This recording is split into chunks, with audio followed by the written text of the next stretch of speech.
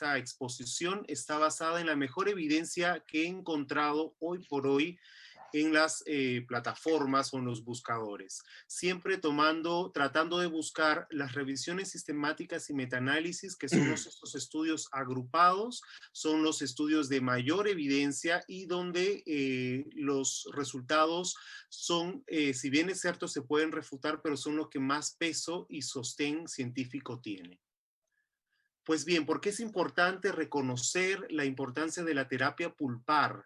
Cual sea el tratamiento que nosotros vayamos a tomar, porque hoy por hoy se reconoce la necesidad de mantener las piezas primarias, los dientes primarios en la boca del niño, porque el correcto engranaje y mantener esas estructuras nos va a permitir un correcto desarrollo y crecimiento de las estructuras maxilofaciales del paciente pediátrico. Entonces es importante conocer cuáles son estas nuevas técnicas o qué está pasando con estos tratamientos hoy por hoy.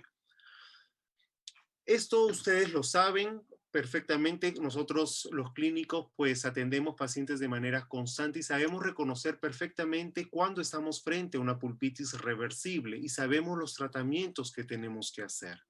Estas lesiones de caries que están en un tercio externo, un tercio medio aproximadamente de la dentina, existe la presencia del dolor, pero que remite cuando retiro el estímulo. De la misma manera, perfectamente podemos reconocer una pulpitis irreversible en un paciente pediátrico cuando existe pues este dolor agudo, espontáneo, nocturno que no cesa y está a pocos milímetros de la cámara pulpar. Y una necrosis pulpar pues cuando esta lesión está en compromiso con la pulpa y no hay presencia de dolor. Eso lo tenemos más que claro. El gran problema viene en los pacientes pediátricos cuando nos encontramos frente a este tipo de lesiones, ¿no? Que están a 1 milímetro de la cámara pulpar. Y tenemos un paciente pediátrico de 4, de 5 años o incluso de 3 años que son tan malos historiadores del dolor, ellos verdaderamente no relatan de manera exacta la sintomatología y a nosotros como clínicos nos pone en reto qué procedimiento tendría que hacer en esa lesión tan profunda que está a 1 milímetro, pero si bien es cierto el paciente no me está manifestando dolor alguno, o el dolor que me presenta o con lo cual la mamá me refiere es que este niño le duele sí cuando come algo dulce o algo frío, pero remite automáticamente cuando es retirado del estímulo. Entonces, ¿qué es lo que debería de hacer? El tratamiento para estas piezas dentarias ha ido variando en el tiempo y ha ido variando de acuerdo al enfoque y al entendimiento que hemos tenido año a año con respecto al manejo de la caries dental. Este artículo muy interesante del 2019, la cual los invito a leer, está de libre acceso, en la cual nos muestra cómo ha ido cambiando la odontología del 1890, cuando Miller pues, define que la caries dental es una enfermedad infectocontagiosa, hasta la actualidad. Este cambio tan grande que ha tenido la odontología hoy por hoy. Pues antes, estamos hablando de finales del siglo XIX, inicios del siglo XX, 1890, 1900, se conocía que la caries dental, basado en estas investigaciones de Miller, de que la caries era infecciosa, que era una enfermedad infectocontagiosa. Por ende, muchas generaciones de odontólogos estuvieron formados bajo este enfoque. Por ello que los tratamientos dentales para esta época apuntaban a un tratamiento principalmente quirúrgico. Es decir, si la caries dental es una enfermedad infecciosa, pues yo tengo que retirar ese tejido infeccioso, así de simple. Y tenía que eliminar todo el tejido hasta llegar al famoso chillido dentinario que probablemente algunos odontólogos pues recordarán, ¿no? Que uno tenía que eliminar todo el tejido cariado, agarrar su explorador, frotar la dentina, esa dentina amarilla, brillosa que queremos encontrar y frotar con nuestro explorador y escuchar ese famoso sonido dentinario, o ese chillido, perdón, dentinario. Eso sumado a las grandes investigaciones de Black y el famoso tratado de operatoria dental. ¿Quién no ha estudiado las famosas cavidades de Black? Miren lo que nos decía Black para aquella época. La parte más profunda debe liberarse de cualquier material ablandado restante con curetas. En ningún caso, doctores, debía de dejarse material descompuesto y blando. Era mejor exponer a la pulpa del diente que dejarla cubierta solo con dentina blanda. Black nos incitaba o incitaba a los odontólogos de esa generación retirar todo el tejido cariado. No importaba si llegábamos a la pulpa, teníamos que hacer entonces ahí otro tratamiento, pero no podíamos dejar para aquella época dentina que esté reblandecida. Por ello que para la época, pues las fresas la pieza de mano tomaron un papel y papel preponderante para la época. Era importantísimo que el odontólogo tuviera la destreza para dominar todo este tejido cariado. Es así como en 1930 aproximadamente, pues lanzan el primer artículo con este tratamiento de la pulpotomía, porque ante estas lesiones tan grandes, tan profundas, muy cercas a la cámara pulpar, cuando yo hacía la eliminación muy al margen del diagnóstico pulpar, si yo tenía que hacer esa eliminación y llegaba a la pulpa, tenía que hacer ese tratamiento de pulpotomía. El primer medicamento que se lanzó, el formocresol, y antes incluso el formocresol se colocaba en 3 citas distintas para poder conseguir el objetivo, que era momificar la pulpa. Otros tratamientos en aquella época surgieron, sí, el recubrimiento pulpar indirecto era uno de ellos. Sin embargo, algunos autores incluso lo denominaron como el tratamiento marginal, es decir, conocido por muchos, pero aplicados por muy pocos. Y el recubrimiento pulpar directo que no tomó mucho papel debido al fracaso que tuvo a largo plazo en piezas primarias. Entonces, doctores, es ahí donde bajo este enfoque de remover y remover y remover y la alta probabilidad de llegar a la pulpa, surge la pulpotomía como uno de los tratamientos más estudiados.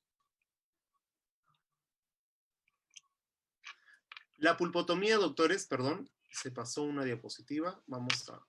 La pulpotomía o la definición de pulpotomía, doctores, ustedes la conocen perfectamente y la aplican en la clínica. Esta eliminación, esta técnica que consiste en la eliminación del tejido pulpar y la colocación de un medicamento para así permitir el mayor tiempo de vida de estas piezas primarias. Y el procedimiento clínico hasta la fecha, hoy por hoy, no ha cambiado, sigue manteniendo la misma secuencia de tratamiento. Sí, algunas cosas que resaltar, que hoy por hoy se reconoce el aislamiento absoluto como uno de los factores que puede determinar el éxito de la pulpotomía. Es decir, necesitamos hacer aislamiento absoluto, no relativo, porque esto sí podría afectar el éxito de la pulpotomía en dientes primarios. Esto sumado a la eliminación completa del tejido cariado antes de llegar a la pulpa, porque si es que cayese smear o que cayese alguna viruta de dentina infectada sobre la pulpa, podría afectar su recuperación. Por ello que es indispensable, si vamos a hacer una pulpotomía, la eliminación completa del tejido cariado. Pero lo que más ha estudiado, en lo que más la investigación ha ido buscando, se ha centrado es en la medicación. ¿Cuál es el mejor medicamento hoy por hoy para la pulpotomía? Los investigadores han ido buscando pues un material que sea altamente bactericida, un material que sea inofensivo para la pulpa, un material que no promueva la reabsorción fisiológica de las piezas dentarias y también debe ser relativamente económico. Eso sería el medicamento ideal. De entre todos los medicamentos en la cual nosotros encontramos en la literatura, como lo pueden ver en la imagen en la parte inferior, han salido un montón de medicamentos, los agrupa la literatura, uno de ellos Roth, que es uno de los investigadores que agrupa todos estos medicamentos, en 3 de acuerdo a su mecanismo de acción. Si es desvitalizante, quiere decir aquellos medicamentos que van a momificar, que van a desnaturalizar este remanente pulpar radicular, corresponde a un medicamento de tipo desvitalizante. El gran actor o el gran representante de este grupo de medicamentos es el formocresol. Luego surgen estos medicamentos preservantes que preservan la pulpa. Son aquellos medicamentos que fomentan la formación de metaloproteínas que lo que hacen es obturar los capilares que han sido cortados durante la exéresis de la pulpa cameral. Ellos son los medicamentos preservantes. Quien toma papel preponderante, por ejemplo, aquí es el famoso sulfato férrico al 15,5%. Y luego tenemos a los regenerantes, que son aquellos que más bien promueven que ese remanente pulpar forme dentina, haga un puente dentinario a este nivel. ¿Quién tenemos aquí? Uno muy conocido que es el hidróxido de calcio y uno que ha tomado gran papel hoy por hoy es el famoso MTA o el agregado trióxido de mineral. Doctores, se han hecho demasiadas investigaciones, muchas investigaciones desde 1930 con el fin de conseguir cuál es el mejor medicamento. La pregunta es justamente cuál es el mejor medicamento hoy por hoy para poder realizar una pulpotomía de largo éxito, porque es también lo que nos interesa es mantener esta pieza el mayor tiempo posible. Pues se realizó una revisión sistemática por una de las organizaciones más importantes para nosotros los odontopediatras, que es la Asociación Americana de Odontopediatría. Se hizo una revisión sistemática con metaanálisis, muy estricto este estudio, a fin de poder conseguir cuál es el mejor tratamiento, cuál es el mejor medicamento. Y el resultado de esta revisión sistemática con metaanálisis, si es que nosotros podemos observar este recuadro amarillo, o este cuadro con márgenes amarillos, es un forest plot, es decir, es un diagrama donde se muestran los resultados en un seguimiento de 24 meses, es decir, de 2 años, y no se encontraron diferencias significativas entre dos de los medicamentos con una tasa de éxito bastante resaltante. ¿Cuáles fueron? Miren las conclusiones. El MTA y el formocresol fueron los mejores medicamentos con una tasa de éxito altos y con un tiempo de seguimiento de 24 meses, de 2 años. ¿Cuál fue el nivel de calidad de la evidencia? Alta. Es decir, es recomendable para ese artículo el uso del MTA y del formocresol. Otras de las conclusiones interesantes y muy fuertes y tajantes para este artículo fue que no se debería utilizar hidróxido de calcio para las pulpotomías en dientes primarios, ya que fomentaba las reabsorciones radiculares internas en las piezas primarias. No debía de recomendarse este producto. Y el sulfato férrico terminó siendo un medicamento que, si bien es cierto, tiene resultados muy parecidos al formocresol, están por debajo del MTA. Para este estudio, el clínico tiene dos opciones muy importantes, el MTA y el formocresol para el tratamiento de pulpotomías en dientes primarios. Sin embargo, doctores, el formocresol tiene un componente que ha sido vamos a decirle así, sancionado por la Agencia Internacional de Investigación para el Cáncer, International Agency of Research on Cancer, que puso al formocresol como uno de los medicamentos, o perdón, no el formocresol en sí, pero sí uno de los componentes que es el formaldehído. Recordemos que el formocresol tiene cresol al 35%, tiene formaldehído al 19%, glicerina y agua. Esa es la fórmula de Buckley, la famosa fórmula de Buckley. Tiene formaldehído. Y esta agencia internacional muy prestigiosa de la OMS, pues pone al formaldehído como un medicamento que tiene la potencialidad de desarrollar neoplasias. Entonces, el formocresol queda en duda. ¿Qué tipo de cáncer se ha encontrado de que generan algún tipo de neoplasia a nivel de la nasofaringe?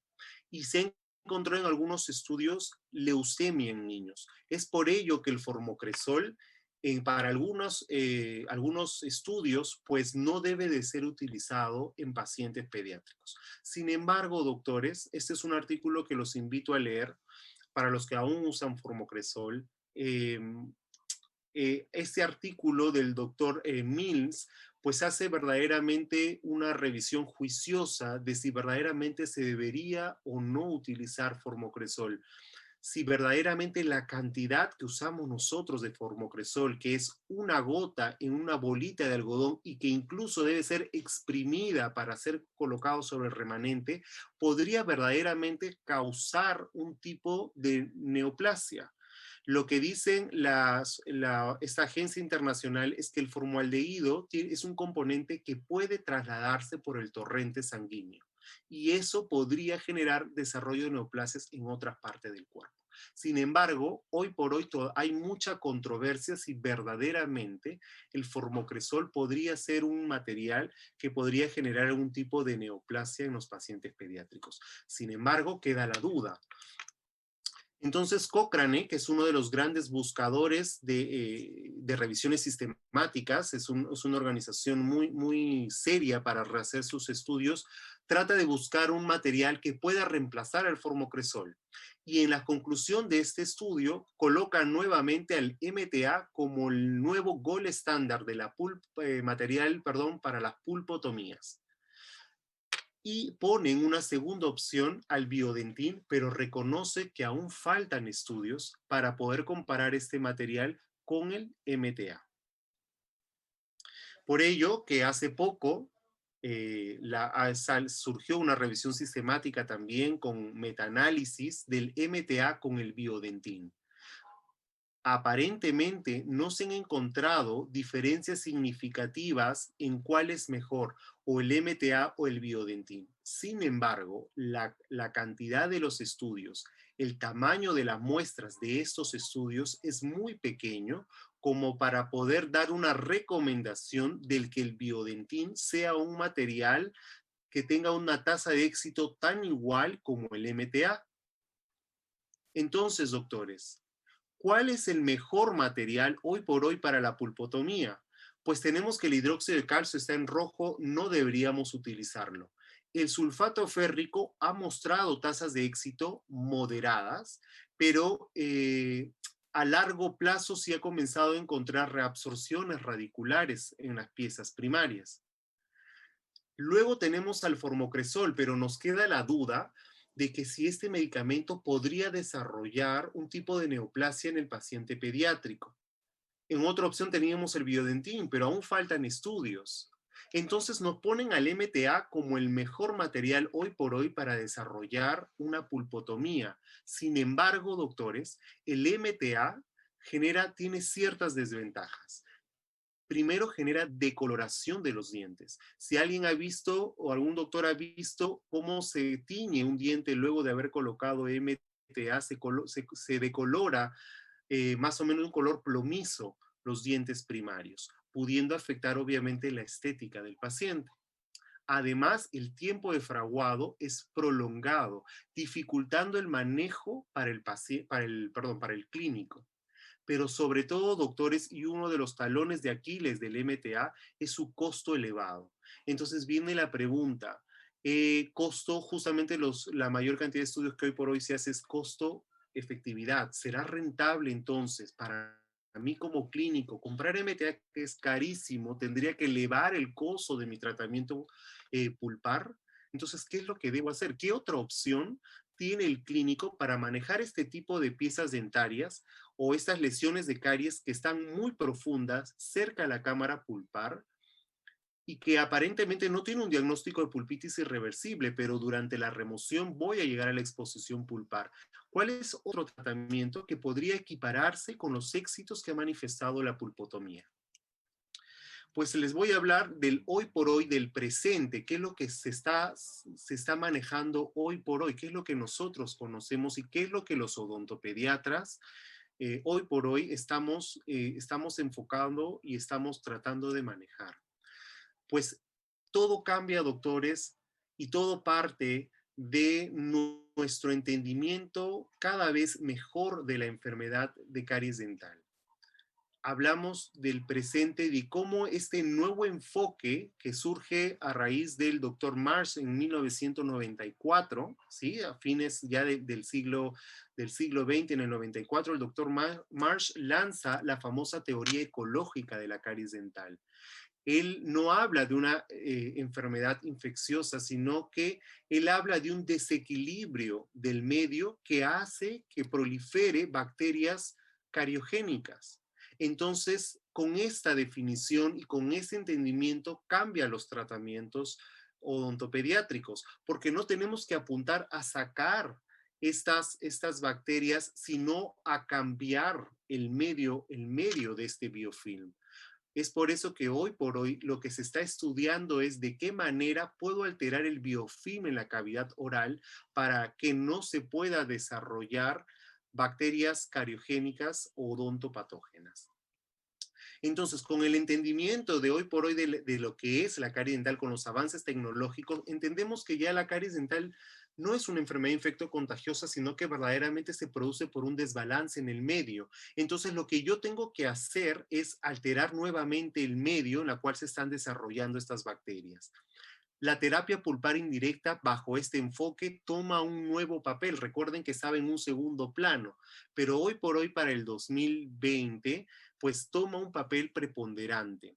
¿Y en qué consiste la terapia pulpar indirecta? Pues en remover dentina infectada, dejar la dentina afectada y colocar un material biocompatible que me selle esta dentina profunda y permita a la pulpa generar una dentina reactiva, reaccionaria, o de una dentina terciaria que repare lo que se ha dañado en la estructura dentaria.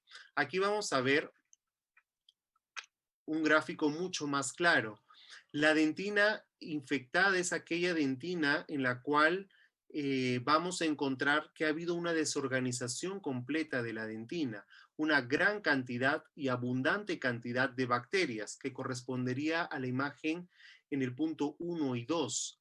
Sin embargo, reconocer la dentina afectada, aquella dentina que, si bien es cierto, se ha desmineralizado, pero aún mantiene la matriz orgánica que le permite volver a remineralizar la estructura.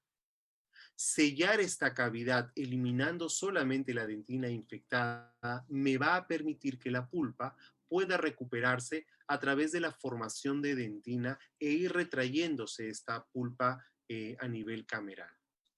¿Cuántos milímetros está permitido dejar de dentina reblandecida en este fondo de la cavidad? Pues hay estudios como el del doctor Murray que ha encontrado que hasta 1 milímetro de dentina afectada que se deje en el fondo de la cavidad aún le permite a la pulpa, o la pulpa todavía muestra signos de recuperación. Es decir, se ha encontrado que hay un nivel todavía no se ha desarrollado inflamación pulpar a 1 milímetro de esta dentina, y que aún esta pulpa tiene capacidad de recuperarse estando la lesión a 1 milímetro de ella. Basado en ello, la pieza de mano y las fresas pues pasan en un segundo plano, y la pulpotomía también, porque si ya no tengo la posibilidad de exponer a la pulpa, pues este tipo de tratamiento toma un papel preponderante para la época. Se han hecho diferentes estudios desde 1977, doctores, y cada vez la ciencia se ha dado cuenta. Miren, me he permitido resaltar dentro de todos esos estudios, el del doctor Maltz del 2012, en la cual él evalúa y compara dos tipos de técnicas de remoción selectiva de caries, es decir, esta técnica que me permite remover solamente dentina infectada y dejar la dentina afectada, y se encontró una tasa de éxito con un seguimiento de 3 años de cerca del 91%. Y la del doctor, y ojo que esto es en dientes permanentes, y la del doctor Franson en el 2014, con un seguimiento de 2 años, cuando se hacían estas técnicas de remoción selectiva, se encontraba que la pulpa se exponía mucho menos, solamente un 2% de todas las piezas tratadas, solamente el 2% llegó a una exposición pulpar. Si lo comparo con este enfoque de remover todo el tejido cariado, pues había una posibilidad de exponer a la pulpa en un aproximadamente 27.5%. Esa revisión sistemática que les mostré anteriormente de la Sociedad Americana de Odontopediatría no solamente evaluó la pulpotomía, sino también evaluó este recubrimiento pulpar indirecto y encontró una tasa de éxito del 94.4% en 2 años. Si yo lo comparo con el de la pulpotomía, no hay diferencia significativa. Sin embargo, este mostró mayor porcentaje. Frente a los 82% de la pulpotomía, el recubrimiento pulpar indirecto tuvo un éxito del 94.4%.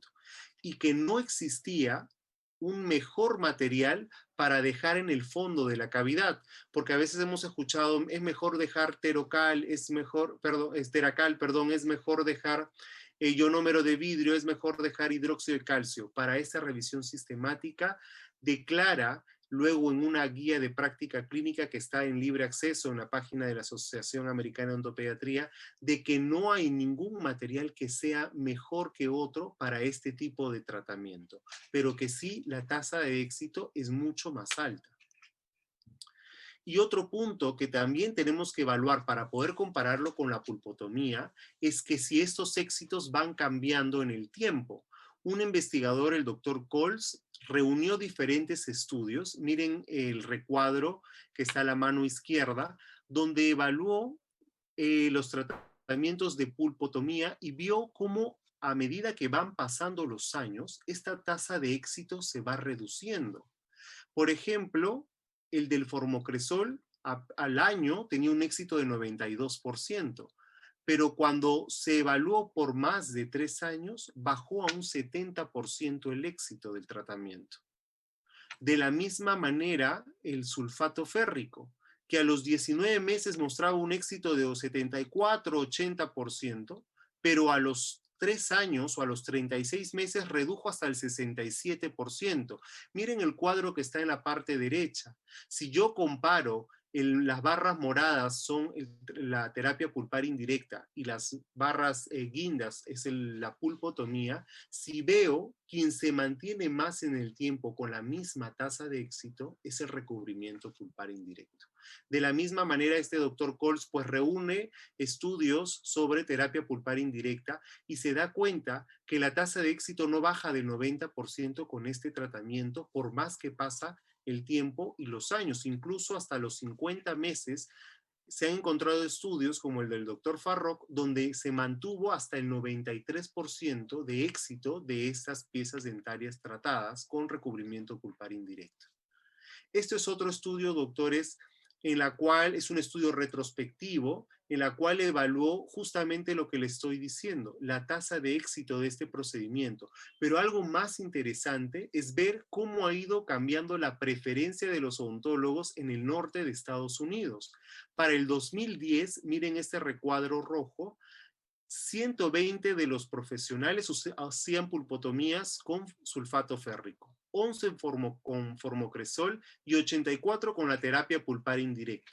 Para estas piezas dentarias con lesiones profundas y con un diagnóstico de pulpitis reversible.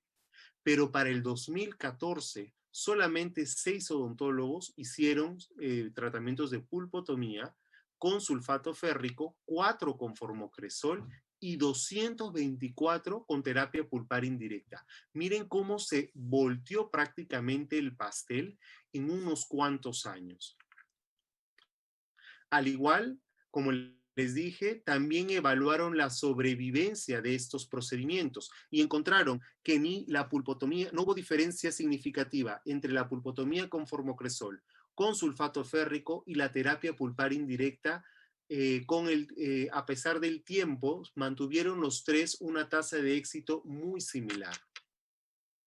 Esto, doctores, hace que surja con mayor fuerza la odontología de mínima intervención, basado en estos estudios, en estos resultados. Una reunión de unos expertos en el año 2019 publica este artículo muy interesante, en la cual agrupa todas las técnicas de mínima intervención, donde lógicamente colocan esta técnica de remoción selectiva dentro de ellas, pero cabe llamar una de ellas mucho la atención, que se encuentra dentro de este grupo de las intervenciones mixtas, que es la famosa técnica de Hall. Ojo, es técnica de Hall o corona de Hall, no corona de Holk, porque muchas veces la confundimos. Pero, ¿de qué se trata esta técnica? Pues esta técnica es una técnica de una doctora, la famosa doctora Norma Hall, del norte de Escocia. Más o menos brevemente les explico la historia. Esta doctora atendía en esta época del 1980 aproximadamente, atendía un montón de pacientes en el norte de Escocia. Había una tasa de índice de caries muy alta en los pacientes pediátricos. Sin embargo, no se daba abasto la doctora. Entonces, ¿qué hizo la doctora? Se dio cuenta que cada vez que venía un paciente, le daba una cita, con lo que hoy por hoy pasa en nuestra realidad, sobre todo acá en Lima, en los hospitales nacionales. Le daba cita cada 2 meses al paciente. Y cuando este paciente retornaba, pues venía con una celulitis o ya se abscedificaba esa pieza, y esa pieza estaba en una pulpitis reversible. Yo podía haber restaurado esa pieza, pero por un tema de tiempo y de costos tenía que darle cita cada 2 o 3 meses, y ya el paciente me retornaba con otro diagnóstico. ¿Qué es lo que comenzó a hacer esa doctora? Pues comenzó a colocarle coronas como un intento de sellar la lesión. El Estado escocés se da cuenta de que de un momento a otro se comenzaron a consumir un montón de estos tipos de coronas en el norte de Escocia, y deciden ir a investigar, y se dan con la sorpresa, a punto de arrestar a la doctora Hall por este uso de estas coronas, que efectivamente era muy exitosa la corona. Y verdaderamente la técnica que hacía la doctora era simplemente colocar la corona sobre tejido cariado sin remover. Doctor, espérese un ratito. Usted me acaba de hablar de remoción selectiva. Entendí que tengo que remover solamente la dentina infectada y dejarla afectada. Ahora me está hablando que no tengo que remover absolutamente nada y sellar la lesión con una corona. Efectivamente, esa es una de las técnicas que hoy por hoy está tomando gran preponderancia a nivel mundial. No remuevas, simplemente sella la lesión bajo el nuevo enfoque de que lo que tengo que hacer no es remover el tejido, simplemente sellar, porque al sellar la lesión, yo estoy quitándole sustrato necesario para el metabolismo celular de estas bacterias cariogénicas. Recordemos que esas bacterias necesitan carbohidratos. Si yo sello esta lesión perfectamente, herméticamente, no permitiendo que entre sustrato, no hay probabilidad de sobrevivencia de estas bacterias en esta cavidad. Estoy cambiando el medio y estoy reforzado bajo esta nueva teoría ecológica de la caries dental. ¿Cuál es la ventaja de esta técnica? Pues no hay remoción de tejido cariado. Con ello, estas lesiones profundas muy cerca a la cámara pulpar, pues no necesito colocar anestesia en este paciente pediátrico. Vayan imaginándose en estos pacientes de difícil manejo, de una conducta totalmente difícil. No hay que colocarle anestesia, porque no necesito remover tejido. El tiempo clínico se reduce, y esto es importante. Hay un menor tiempo clínico en el paciente pediátrico. Y recordemos que el tiempo clínico es uno de los factores que predispone una mala conducta en el niño en el sillón dental. Y hay un menor riesgo de la exposición de la pulpa. Pero doctor, está muy bonito lo que usted nos dice, efectivamente, qué genial todo lo que usted me dice, pero ¿es efectiva realmente esta técnica? ¿Verdaderamente es efectiva? Se han realizado diferentes estudios, doctores, ya hay revisiones sistemáticas de este tema. La última, la calentita, la del 2019, que buscó evaluar en niños con piezas dentarias asintomáticas, probar esta corona de Hall frente a otras técnicas de remoción de tejido cariado, y evaluar la ausencia de sintomatología después del tratamiento, de sintomatología pulpar. Y lo que encontraron, doctores, si vemos nuevamente este cuadro muy común que lo van a encontrar si es que leen un metaanálisis, que son los famosos forest plot, si vemos el rombito, se va hacia el lado de la corona de Hall. Debajo veo favors Hall technique, que significa en favor a la corona de Hall. Quiere decir que este rombo se ha ido en dirección a esta técnica en comparación con las técnicas convencionales, mostrando para esa revisión sistemática que esta técnica tiene un buen resultado para preservar la vitalidad pulpar en dientes primarios. ¿Cómo son los pasos de esta técnica? Pues lo primero que tienen que hacer es siempre preparar al paciente, ¿no? Porque recuerden que estas coronas preformadas, pues son plomas, muchas veces pueden afectar el tema estético al paciente y hay que advertirle. Yo generalmente cuando coloco este diente, esta corona a mi paciente pediátrico, yo le digo que es una corona de Iron Man, ¿no? Que él ahora va a ser un Iron Man porque va a tener un diente de metal. Entonces, hay que primero preparar, siempre es importante al paciente y a los padres también. ¿Micrófono prendido? Listo, ahora sí, perdón. Luego lo que tenemos que hacer es separar con elásticos los famosos puntos, estas zonas de afrontamiento que existen en las piezas primarias, ¿no? Tenemos que primero separar a esas estructuras dentarias. Para ello se le colocan dos separadores de lado a lado en esta pieza dentaria. Lo que tenemos que hacer es medir la dimensión vertical oclusal del paciente. ¿Por qué es importante esto? Porque al no haber remoción, yo no voy a desgastar la pieza dentaria para nada. Obviamente va a haber un aumento de la dimensión vertical oclusal que debe ser controlada en el tiempo. Sin embargo, doctores, hay estudios que demuestran o que se ha encontrado de que hay una disminución de esta dimensión vertical oclusal al mes. Pero de todas maneras debemos de registrarlo en la historia clínica para poder seguirla. Luego se selecciona el tamaño de la corona, se protege siempre al paciente, esto es importante, para evitar que la corona se resbale, ¿sí? Porque es totalmente lisa, para evitar que haya acúmulo de placa bacteriana. Hay que sostener bien la placa y hay que proteger con gasa y algodón al paciente para evitar que se pueda atragantar esta corona. Y luego se cementa la corona, se ajusta perfectamente, se comprueba de que esté bien posicionada y simplemente se le coloca un algodoncito ahí que el paciente mantenga la corona. Siempre hay que luego eliminar el ionómero de vidrio que queda alrededor, porque eso sí se ha encontrado de que puede generar inflamación gingival. Hay que hacer una correcta eliminación de los bordes del ionómero de vidrio alrededor de esta corona. Se vuelve a medir la dimensión vertical oclusal para saber cuánto es lo que se ha aumentado y simplemente se controla al paciente. ¿Se hace? Sí. Una de las grandes expositoras a nivel nacional e internacional, la doctora Camila Palma, quien tuvo la cortesía de prestarme estas imágenes, ella aquí en su clínica muy exitosa, pues hace esta técnica. Miren esta pieza primaria con estas lesiones activas de caries a nivel interproximal, cavitadas en dentina profundas, pues ella procede a la colocación de las ligas interproximales para favorecer la separación de estas piezas y poder adaptar de manera correcta esta corona sin hacer ningún tipo de remoción de tejido. Yo a manera personal, en la Universidad Cayetano Heredia, con una estudiante, nos llegó una paciente de muy difícil manejo y teníamos, miren, múltiples lesiones de caries. Decidí en la pieza 8.5 y 8.4 con ella, teníamos absceso y teníamos piezas que extraer, pero ya se imaginarán extraerle la pieza en una segunda o tercera cita a un paciente de difícil manejo. Felizmente la paciente no manifestaba dolor en estas piezas que estaban ya con afección pulpar y perirradicular.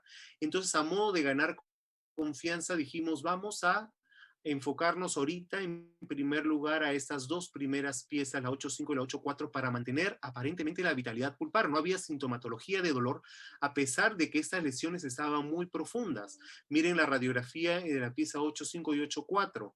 Muy profundas las lesiones de caries, muy próximas a la pulpa. Habrá 1 milímetro entre la profundidad de la cavidad y la cámara pulpar.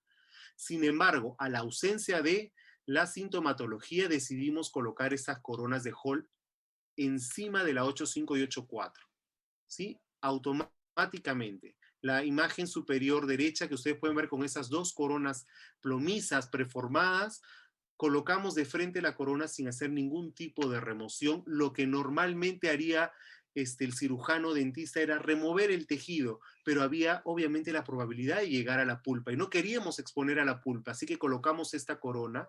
Miren cómo se levantó la dimensión vertical oclusal, ¿sí? Si comparamos la foto del lado izquierdo con la del lado derecho, pues vamos a ver un aumento de la dimensión vertical.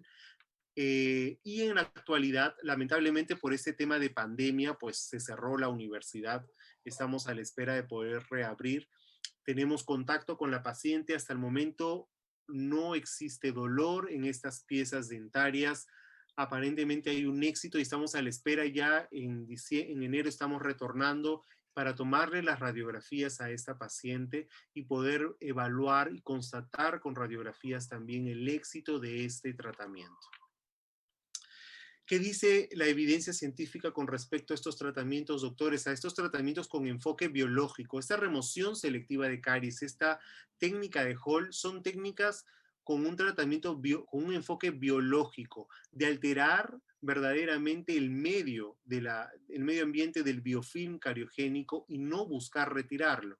Miren este estudio que se hizo en Inglaterra, un estudio de cohorte retrospectivo que buscó evaluar o investigar el resultado de estos dos tipos de tratamientos, entre los convencionales, aquellos que removemos y removemos todo el tejido cariado, versus aquellos que tenemos un enfoque más biológico y de un respeto a los tejidos dentarios. Lo que querían evaluar era en dientes primarios la tasa de éxito de estos dos tratamientos. Uno de los datos que llamó la atención a estos investigadores es que los enfoques biológicos, estos enfoques como la corona de Hall, se pudo permitir hacer en pacientes más pequeños. Los niños de 4 años fueron aproximadamente el 24%, a diferencia de los procedimientos convencionales. Si yo tengo que remover, tengo que colocar anestesia. Entonces, en los pacientes más pequeñitos era muy complicado. Entonces, no se pudo hacer en pacientes tan pequeños. Además, la tasa de éxito y de fracaso fueron similares entre la remoción completa de caries, que me puede llevar y desencadenar a una pulpotomía, versus aquellos tratamientos con un enfoque biológico que me permiten más bien no tocar a la pulpa, permitir que esta pulpa se regenere, que regenere tejido dentario y mantener su vitalidad pulpar hasta la exfoliación. Han salido muchísimos estudios, doctores. Este es otro estudio del Caries Research, en la cual nuevamente evalúan cómo tratar estas lesiones de caries tan profundas, muy cerca a la cámara pulpar, y se ha encontrado que las técnicas menos invasivas que apuntan a una remoción selectiva de caries y aquellas que no hay que hacer una remoción, como la técnica de Hall o la famosa aplicación de fluoruro de amino de plata, que también está volviendo a resurgir, pues tienen una tasa de éxito bastante alta, siendo muy prometedoras para estos pacientes pediátricos. Tanto así que nuevamente en el Caries Research se juntan un montón de investigadores, muy buenos investigadores a nivel mundial, y ya lo ponen como recomendación en las guías de que para estas lesiones muy profundas de caries, estas técnicas son prometedoras y estarían indicado para este tipo de pacientes, mostrando una tasa de éxito muy alta. Y por último, doctores, ya por terminar, una de las cosas que más se está viendo es, ok, son muy exitosa esta técnica de remoción selectiva y no remoción frente a estas técnicas convencionales que me pueden hacer llegar a una pulpotomía? La pregunta es costo-efectividad. ¿Cuál es más rentable verdaderamente? Este estudio encontró de que el costo de las restauraciones convencionales son 2 veces mayores que los tratamientos biológicos. Y claro, se entiende, a este paciente que tiene una lesión muy profunda, 1 milímetro de la pulpa, pues tengo que colocarle anestesia, tengo que colocarle dique de goma, y eso sumado a que si el niño no se deja, probablemente tenga que usar una técnica farmacológica de la conducta. Tengo que llevarlo a sedación o anestesia general porque el niño no se deja. Mientras que en la técnica con un enfoque biológico, por ejemplo, de la no remoción de la corona de Hall, simplemente coloco la corona, el niño llorará, ¿qué? 2 minutos, 3, 4 minutos, un buen mordedor, colocación y para su casa. Obviamente el costo es menor. Incluso se dieron cuenta que a medida que pasaba el tiempo, se hacía más marcada la diferencia para el costo de estos tratamientos. Doctores, solamente les pido que se pongan a pensar en este paciente pediátrico de 3, a esos que ustedes o la mayoría nadie quiere atender, ¿no? Que lo derivan al odontopediatra o al enemigo, ¿no? A este paciente pediátrico de una conducta no receptiva, muy pequeño, que no solamente tiene un tratamiento por realizar, sino que se ajusta a los últimos estudios epidemiológicos en nuestro país. Tiene una alta tasa de lesiones de caries a nivel oral. ¿Qué tratamiento es más atrayente para el clínico? Hacer una remoción completa del tejido y con la alta probabilidad de llegar a una pulpotomía. Y de acuerdo a los estudios, el mejor medicamento para la pulpotomía es el MTA, y el MTA es un elemento muy caro. Frente a un enfoque de no remoción y de remoción selectiva, que obviamente bajo costos es mucho más amigable, sumado a que el tratamiento o el tiempo clínico, perdón, del tratamiento es mucho menor, y tiempo es dinero, y menor tiempo es un tratamiento más amigable para el paciente pediátrico. Entonces tengo estos dos enfoques que tienen una tasa de éxito tan igual, tan similar, incluso con porcentajes mayores para estos tratamientos de enfoque biológico.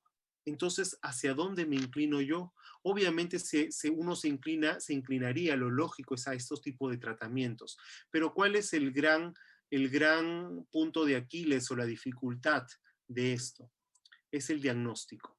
El diagnóstico pulpar es clave, es importantísimo. Obviamente no le voy a colocar una corona de Hall si yo tengo un paciente con una pulpitis irreversible o una necrosis pulpar. He ahí la importancia de hacer una muy buena historia clínica, un muy buen relato con los padres en el paciente pediátrico, y hacer una buena exploración clínica y radiográfica para poder decidir el tratamiento a realizar. Algunos doctores doctor, pero yo tenía una pieza que estaba muy profunda, muy cerca de la pulpa, le coloqué la corona y me fracasó. Los estudios dicen que no fracasó el tratamiento, fracasó tu diagnóstico pulpar. No diagnosticaste de manera correcta el estado de la pulpa en ese momento. Es por ello que es importante hacer, ¿qué cosa, doctores? La evaluación clínica, la evaluación radiográfica y una correcta anamnesis. Y cuando hacemos una correcta anamnesis, tenemos que escoger efectivamente quién va a ser nuestro relator, porque a veces puede ir con la tía, pero este niño no para con la tía. Entonces la tía no te va a poder dar verdaderamente si este niño ya tuvo episodios de dolor.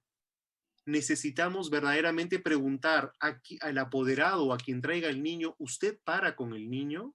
¿Usted está todo el día con el niño? Para que usted me pueda dar la información más exacta. Porque, doctores, hoy por hoy, según el último estudio, la última revisión sistemática del 2012, el clínico no tiene una herramienta que te pueda permitir una evaluación exacta de la condición pulpar. Entonces tenemos este reto. Tenemos que aprender a diagnosticar lo más exacto el estado de la condición pulpar para hacer efectiva esta técnica biológica o estas técnicas de no remoción de caries dental. Como conclusiones, doctores, para terminar en tiempo exacto, estoy a 3 minutos.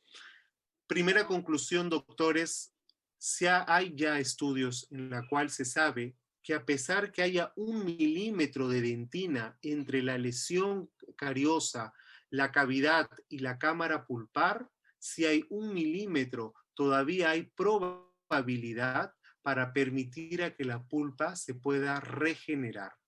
Entonces hay que respetar este milímetro de la pulpa.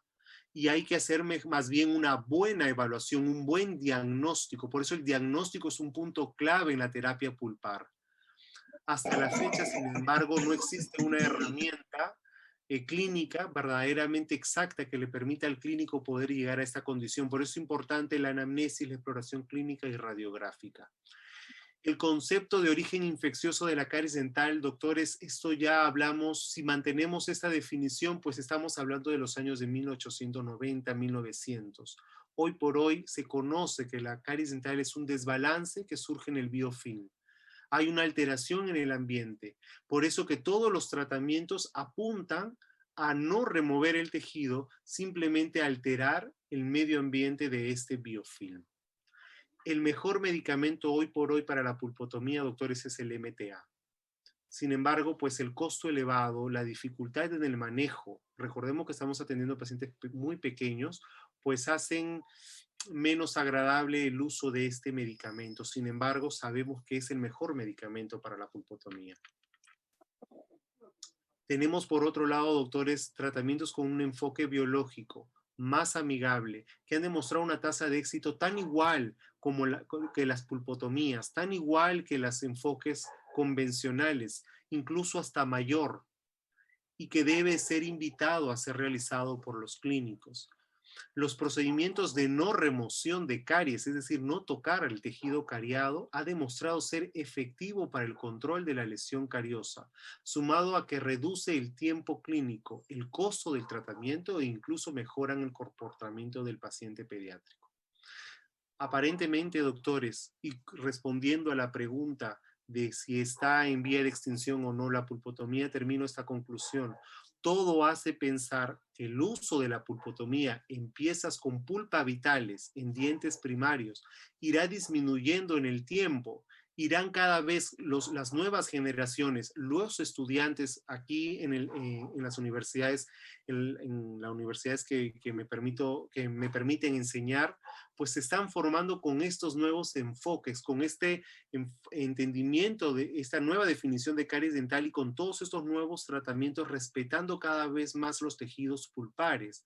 Entonces, a medida que estos nuevos cirujanos dentistas y nosotros, los que ya hemos sido formados con estos enfoques, nos alineemos a lo que hoy por hoy el mundo mundial está manejando, pues la pulpotomía irá disminuyendo en el tiempo. Los tratamientos más invasivos irán disminuyendo e iremos apuntando a estos tratamientos más amigables, no solamente con los tejidos dentarios, sino con el paciente pediátrico.